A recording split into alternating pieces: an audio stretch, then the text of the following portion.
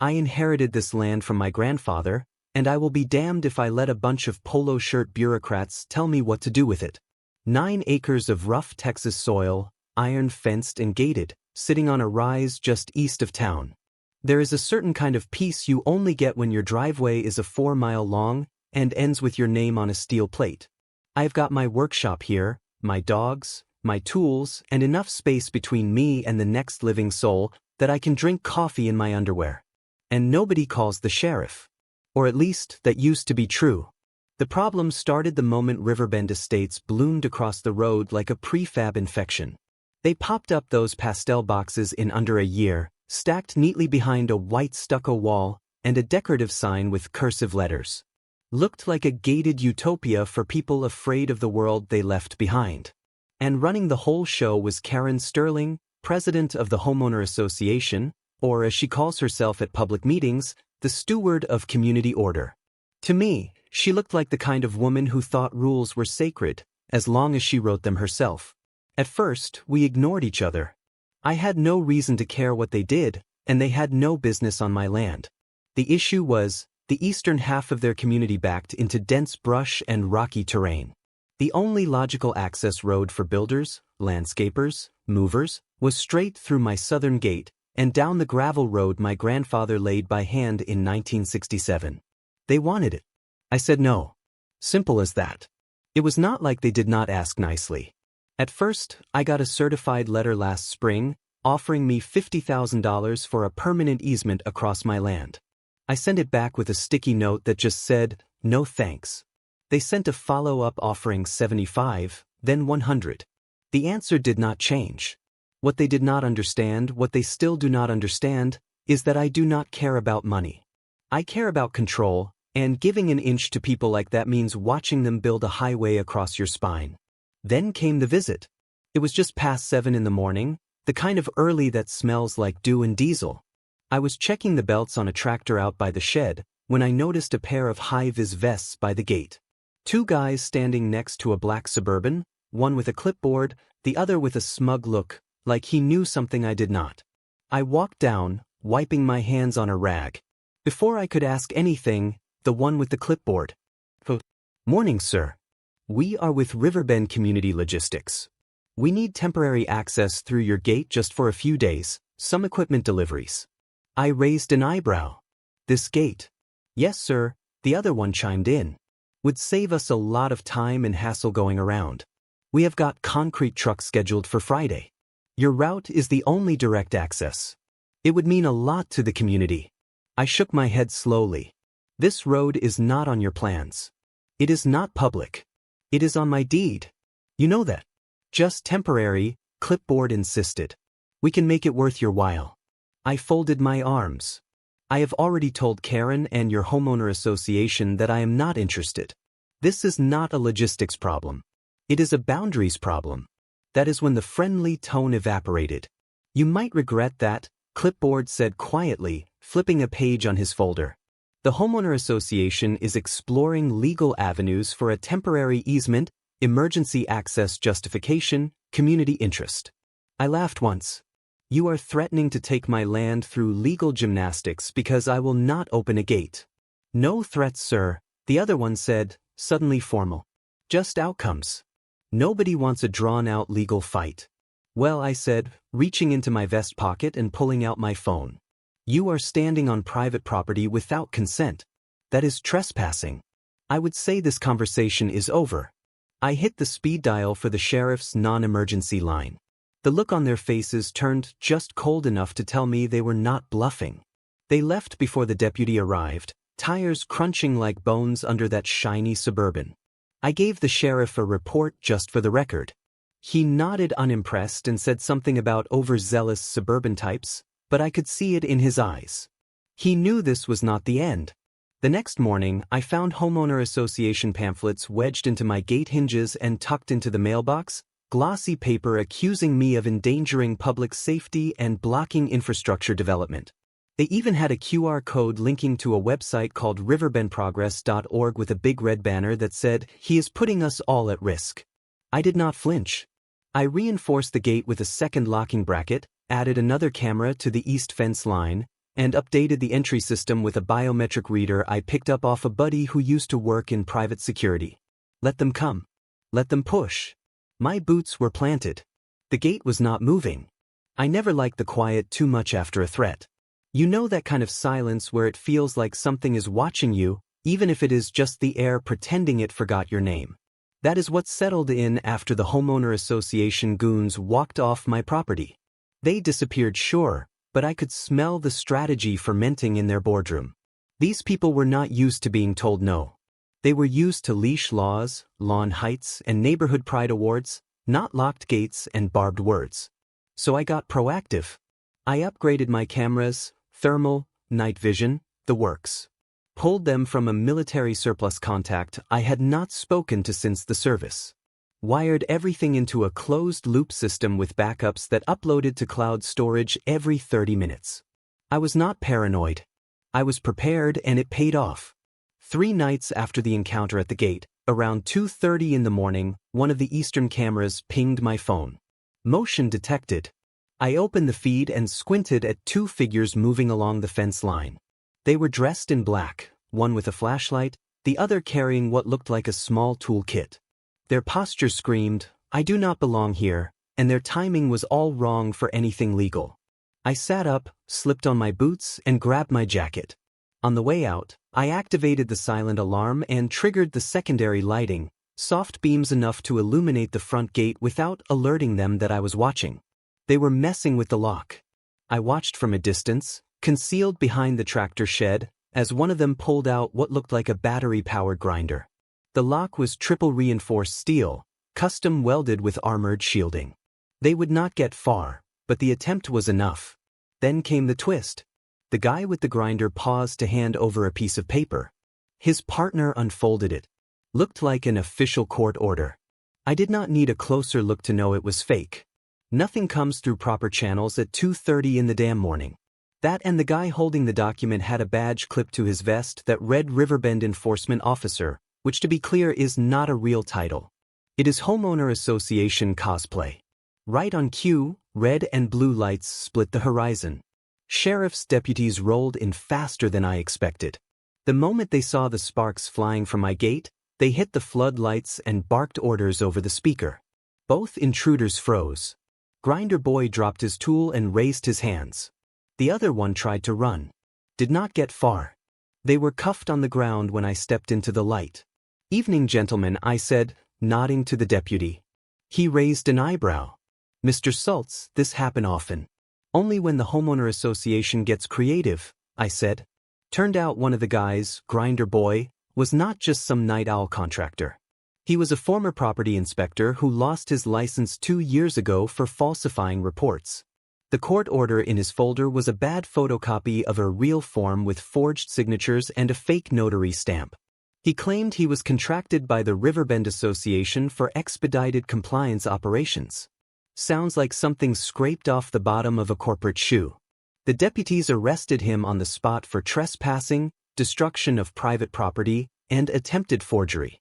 The other guy got off lighter, accessory to stupidity. Basically, I handed over the security footage, clean audio, night vision, and all. My cameras even caught them rehearsing the scene, talking about how long it would take, how much Karen had promised to cover their liability. That is when the game changed. Within 24 hours, I had my lawyer file an official complaint against the Riverbend Homeowner Association and its president, Karen Sterling. Charges included criminal trespass, attempted unauthorized entry, document forgery, and conspiracy to defraud a property owner. We attached the footage, the false badge, and a notarized transcript of the suspect's statement to the police where he openly said, "She told us it was just a formality." Of course, the Homeowner Association issued a press release the next day. The Riverbend Homeowner Association distances itself from the unlawful actions of an independent contractor. "We are shocked and disappointed. We fully support the legal process and will cooperate with all investigations." Translation: we did not think he would get caught. I was not surprised, but I was not backing down either. By the end of the week, their little smear campaign had escalated. Someone registered a website, saverforurbandc.org. It featured my name in bold font, accusations that I was holding the community hostage, and even a manipulated photo of my workshop gate with crime scene tape photoshopped onto it. They were trying to make me look like some doomsday nutjob. What they did not expect was for my buddy Jake, former cyber analyst, to track the site's registration back to one of Karen's pet tech consultants. Same IP address linked to the Homeowner Association's official newsletter servers. Sloppy, predictable, traceable. I took screenshots, logged everything, and prepped a formal digital defamation complaint. By this point, I had a war chest of evidence and more cameras than a casino. The Homeowner Association wanted to play dirty. Fine. I had shovels. I was on my second cup of coffee and elbow deep in the guts of an old Massey Ferguson when I heard the sound. You know that slow, heavy crunch, rubber on gravel accompanied by a low diesel hum that makes the hairs on your arms stand up. Not a pickup, not a delivery. This was something bigger. I stepped out from the side of the barn, and there it was, an excavator, bright yellow and humming like a mechanical wasp, crawling down the far end of the riverbend side. It rolled right up to the edge of my property line, where my eastern fence met the dried creek bed, right up to the part of the fence I had not reinforced yet. I had been meaning to replace that section. Guess I took too long. There were men in reflective vests marking the ground, driving orange flags into the dirt. One of them had a clipboard, another had a can of fluorescent spray paint. None of them were familiar, none of them belonged. I approached, not slowly. The guy with the clipboard turned when he saw me coming. "You lost?" I asked, arms folded. "Morning, sir, we are just prepping for a temporary access lane, only surface grading, nothing structural." "On whose authority?" He looked at his clipboard like it might have grown a judge's seal. "Per community project management directives, temporary equipment route." "That is funny," I said, "because that land belongs to me, and no one gave me a damn thing to sign." "Sir, we were told this was pre-approved." "By who?" "Karen." The guy shifted on his feet. "I do not know any Karen." I stepped forward, hand resting on my belt, not on a weapon, just posture. That is when one of the crew behind him motioned toward the machine. "You want us to go ahead with the first cut?" "No," I snapped. "You so much as scratch that fence, and I promise I will have every one of you in court by Tuesday." The guy with the paint tried to act like he did not hear me. He knelt and sprayed a bright orange X on the ground right at the post line. My post. That was it. I did not yell, I did not get dramatic. I pulled out my phone and called the sheriff again. Then I called the county zoning office and demanded to speak with the inspector. While I waited, I filmed everything: the excavator idling, the flags, the paint, the crew. When the deputy arrived, I handed over the footage and walked him to the flagged area. He raised an eyebrow. "These guys got a permit?" "Nope." "Survey markers?" "Nope." The county inspector showed up 45 minutes later and confirmed it. No permits, no submitted plans, no authorization to disturb the ground. It was as illegal as a Sunday moonshine still. The workers backed off pretty quick once badges started flashing, but the damage was done. Not physical, but procedural. This was not just trespass. This was a coordinated attempt to push my boundaries under the radar. But it got better. That afternoon, my lawyer got word from the courthouse. The Riverbend Homeowner Association had filed an official motion with the district court requesting a temporary easement on my property. Their claim, for the benefit of emergency access, public utility transport, and construction logistics. It read like a page out of some bureaucratic horror novel. They cited public interest, community infrastructure necessity, and even threw in a paragraph about fire lane continuity. It was a bold move and desperate. I did not wait. I sent my lawyer everything: my title, my grandfather's land survey from 1967, the current plat map, and a scan of the original Riverbend contract that explicitly stated in small but legally binding print, southern ingress and egress, not guaranteed or implied. I also added a thumb drive with video footage of their hired hands trying to bulldoze my fence, not metaphorically, literally. The Homeowner Association did not respond directly. Of course, they do not talk to people. They talk through forms, memos, and public relations. But that night, I noticed something strange. Someone had taken down the Save Riverbend Access website. The domain redirected to a blank page. No apology, no retraction, just gone. That kind of silence was not surrender, it was strategy. They were regrouping, and next stop was court. It started with signs, not official-looking ones. These were homemade poster boards stapled to stakes, jammed into the ground just outside my fence line. Let us through, emergency access saves lives. And my personal favorite, share the road salts. They popped up overnight like weeds after a rainstorm, neon markers, childish handwriting, slogans that sounded like they came from a 5th grade civics project. By morning, there were people too. Not a crowd, but enough to call it a gathering. A dozen or so residents from Riverbend, all gathered at the edge of my property. They stood just far enough back to avoid trespassing charges, holding signs, drinking coffee from thermoses, waving at passing cars like this was some kind of local protest worth honking for. I watched them from the edge of my workshop, arms crossed, chewing a piece of jerky like it was a cigar. Part of me wanted to laugh. This was not Washington. This was rural Texas. But then again, the homeowner association was not interested in comedy. They were interested in optics. They wanted pictures, headlines, videos of an old man yelling from behind a gate, and I was not about to give them that. I stayed back, let the cameras film nothing but an empty driveway and a locked gate. But then around midday, the man showed up. He did not look like the others, did not fit the retirement village aesthetic. Late 40s, maybe early 50s, wearing jeans and a polo shirt 2 sizes too tight with a ball cap pulled low. He walked straight up to the gate like he owned it, stepped a little too close, and started taking pictures. I walked out slow, hands visible, relaxed posture. My GoPro was already recording from my helmet cam. I had started wearing it around the property as a precaution, just in case. "Can I help you?" I asked. He did not answer, just snapped another photo, this time of my face. I repeated the question a little firmer. That is when he got loud. "You, the land grabber," he shouted. "The guy who will not let ambulances through, the guy blocking progress for the whole damn neighborhood." I did not move. "This is private property. You are on the easement line. Step back." He stepped closer instead. "What are you hiding behind those fences? Meth lab, illegal workshop, just a bitter old veteran with a bunker full of paranoia." I let him talk. The camera was still rolling. Then he took a swing. Not a real punch, more like a theatrical swipe at my shoulder. His fingers barely brushed my jacket, but the man dropped to the ground like I had hit him with a 2x4. He started hollering, clutching his face, shouting, "He hit me, he attacked me, call the cops." The crowd rushed over. Phones came out. One woman gasped and shouted, "Oh my God, did you see that?" Another said, "That is assault." I did not say a word, just stood there and tapped the side of my helmet cam. A little red light blinked right above my right eye.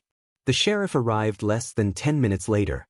Same deputy as before, Miller, young guy with a cool head. He started asking questions.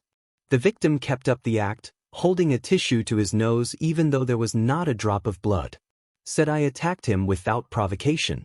"Want to press charges?" the deputy asked him. "Damn right I do," the guy spat. "He assaulted me on camera." "Let us take a look." I handed over the memory card from my GoPro and offered to pull the footage from my gate camera too, just for good measure. The deputy watched the video on his patrol tablet, silent. Then he replayed it slower. The man was not touched, not even grazed, and just before he threw himself to the dirt, he looked around like he was checking to make sure someone was watching. Deputy Miller sighed. "Sir, you want to change your statement?" The man hesitated, then shrugged. "Fine, maybe it was not that bad, but he was aggressive." "You are done," Miller said, snapping cuffs around his wrists, filing a false report. "Attempted fraud, get in the truck." As they drove off, the crowd started to thin. Some of the protesters awkwardly folded up their signs. One of the women muttered, "I did not know they were going to do that," before shuffling back toward her SUV. The next morning, I received an anonymous email with a screen capture from a group chat titled Riverbend Access Coordination. In it, someone named Karen sent a message 2 days prior. "We need a confrontation. If he so much as raises his voice, we can escalate to civil complaint." Attached was a payment receipt from a Cash App, $500, labeled appearance fee. I printed it out and handed it straight to my lawyer. They thought they could provoke me into overreacting, but they did not realize the difference between aggression and control. They came to throw a punch. I came with a camera. By the end of that week, I had been called a public hazard, a selfish land baron, and my personal favorite, a safety obstructionist. All by people who had never even walked within 100 feet of my fence. The homeowner association smear machine had not just painted me as a villain, they had handed out brushes to anyone with a Facebook account and a strong opinion about gates. And yet the crowd had gone quiet after the staged assault failed. No more chanting retirees, no fresh signs, but the damage lingered. Riverbend was whispering. The local news did a segment with grainy B-roll of my gate and a voiceover asking, "What is more important, private rights or public safety?" I realized if I did not control the narrative, they would keep feeding the town their version of who I was, a paranoid loner clinging to barbed wire and war trauma. So I did something I swore I would never do. I opened the gate, not for them, for everyone else. I called a few local reporters, ones I trusted not to twist my words into clickbait. Sent out a short email. I will be hosting a community transparency day at my property this Saturday. All are welcome, press included, bring questions. The homeowner association did not respond directly, but I could feel their panic by how fast their Access Now Facebook group went quiet. Saturday rolled in hot and windy. I had 2 pop-up tents set up in the gravel drive, one with a table covered in documentation, title history, maps, tax records, zoning letters. I even laminated copies of the Riverbend buyer agreement with the clause about no guaranteed southern access highlighted in orange. I gave the other tent to my mechanic apprentices. They set up shop and offered free mower blade sharpening to anyone who brought equipment, made it feel less like a political stunt and more like a small-town community fair. People came, not a lot at first, mostly curious older couples and a few dads with strollers. Then came the reporters. I walked them through the property boundaries, showed them where Riverbend's fence butted up against mine, pointed to the repaired section where the excavator had tried to get cute. I explained the history of the road, how my grandfather had carved it by hand with a rented grader in 1967, showed them the aerial photos over the decades. When they asked why I was fighting so hard, I told them the truth. This is not about a road. This is about consent, about control. If they wanted access, they should have planned for it, not tried to take it. Some nodded, some did not, but none of them walked away thinking I was some deranged isolationist. I was not waving a rifle. I was handing out cold water and talking like a man who still believed in lines that should not be crossed. By late afternoon, the vibe had shifted. I noticed a man lingering near the documentation table. Late 30s, pressed khakis, homeowner association name tag flipped backward. When I approached, he turned it over himself. "Tyler Manning, community treasurer. Did not expect to see you here," I said, not unfriendly. "I did not come as a board member," he replied. "I came as a homeowner. I have lived in Riverbend 2 years. I did not sign up for this war." He glanced at the documents, then at the laminated homeowner association map I had posted. "Did you know Karen told us this road was negotiated and pending approval back in February?" I raised an eyebrow. "That is a hell of a rewrite of rejected repeatedly." He exhaled, shaking his head. "Some of us are starting to realize this is not about access anymore, it is about pride and cover-ups." Before he left, he slid a folded envelope onto the table. Inside were screenshots, emails, meeting notes from closed homeowner association sessions. One line stood out, highlighted in red. "We can outlast him legally. Even if we are in the wrong, the pressure will make him cave." I did not smile, but something in my chest settled. That night, a local news station aired a segment titled "Gatekeeper or Scapegoat" inside the Salt's land dispute. The reporter closed with a line I had not expected. "Sometimes defense of the law does not come with a badge. Sometimes it comes with a locked gate, a dusty driveway, and a paper trail." The emails from strangers started coming in the next day. Some supportive, a few angry, but most were curious. Real questions, not accusations. People who wanted to understand, not condemn. And for the first time since this whole mess started, I felt something shift. Not in the fence, in the wind. I have never liked courtrooms. They remind me too much of briefings, sterile hushed places full of men in suits pretending to be reasonable while sharpening knives behind their backs. But that morning, walking into the Travis County Courthouse in my best pressed shirt and cleanest boots, I was not nervous. I was loaded for bear. Karen Sterling, on the other hand, looked like a woman who had not slept in a week. Her legal team flanked her like buzzards in matching navy blazers. She did not look at me when I passed, though I caught the way her jaw tightened. Behind her, Tyler Manning, the homeowner association treasurer who had given me the emails, sat 2 rows back, hands folded, eyes steady. He nodded once. I nodded back. The hearing was supposed to be simple: Riverbend Homeowner Association petitioning for a temporary access easement on my land, claiming it was critical for community safety and utility routing. They presented aerial maps, a few manipulated photos showing hypothetical emergency scenarios, and one hired expert who claimed my gate would add minutes to an ambulance route. Then it was our turn. My lawyer, Miss Davis, opened with quiet fire. She handed over my deed, the original property plat, and a historical record of taxes paid on that private road going back 55 years. She showed photos of the damaged fence from the excavator stunt, then played the video of the nighttime break-in, complete with forged order and fake enforcement badge. The judge's brow arched at that one. Then she handed over the homeowner association buyer's agreement. Yes, the one with the line in black and white, southern ingress and egress not guaranteed. Then came the real hit, an affidavit signed by Tyler confirming Karen had misrepresented that clause to new buyers and knowingly withheld homeowner association votes related to the easement from the full board. We submitted screenshots of emails suggesting deliberate harassment and the payment made to the actor who faked the assault on me. When the judge saw the email from Karen that read, "We can outlast him, he will fold when the heat gets high enough," she leaned back and exhaled through her nose. That is the legal equivalent of a thunderclap. Karen's lawyer tried to argue that none of it mattered, that the homeowner association still had a civic right to emergency access, but the judge did not buy it. She ruled that the homeowner association had no legal entitlement to my land, temporary or otherwise. Their actions constituted coordinated harassment with elements of fraud, document tampering, and incitement. The request for easement was denied with prejudice. Then, unexpectedly, the judge referred the entire case to the district attorney's office for review of potential criminal charges against Karen and unnamed members of the homeowner association board. As we walked out, one of the younger board members trailed after me in the hallway. "I did not know it got that far," he said. "We just thought we were being persistent." I looked him in the eye. There is a line between persistence and siege warfare. Your boss crossed it. Outside, the air felt lighter, clean. But I knew this was not over. Not yet.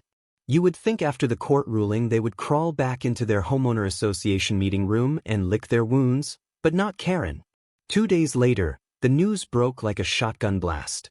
The county audit, fast-tracked thanks to Tyler's cooperation, revealed that over $200,000 of Riverbend's community funds had been funneled into legal initiatives, including payments to consultants, private compliance contractors, and one suspicious invoice simply labeled resolution strategy. More than half of those expenses traced back to her direct authorization. No vote, no notice, no paper trail that could not be unraveled with a black light and a little curiosity. Several residents, including a few who had waved signs outside my fence weeks earlier, filed formal complaints. Within 48 hours, Karen Sterling was placed under investigation for fraud, conspiracy to commit trespass, and misappropriation of homeowner association funds. She was arrested at her home 3 days later. They showed it on the news, her in cuffs, her manicured hand covering her face as the homeowner association sign behind her fluttered in the breeze. Not the ending she planned, I imagine. Riverbend's homeowner association was stripped of its license 2 weeks after that.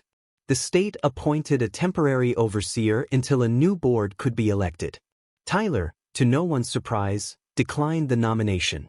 As for me, I poured fresh concrete along the eastern edge of the fence, set in anchor-grade steel bollards that looked like they could stop a tank. I added solar lights, security beacons, and a hand-painted sign right at the gate. No trespassing. Private land. Trespassers will be prosecuted. Humor is not the law. A local metal shop even made me a second version with gold trim and a little smug glint. People still stop by sometimes, neighbors I had not met before. Some bring pie, others bring questions. Most just say, sorry we believe them. I do not hold grudges, but my gate stays closed.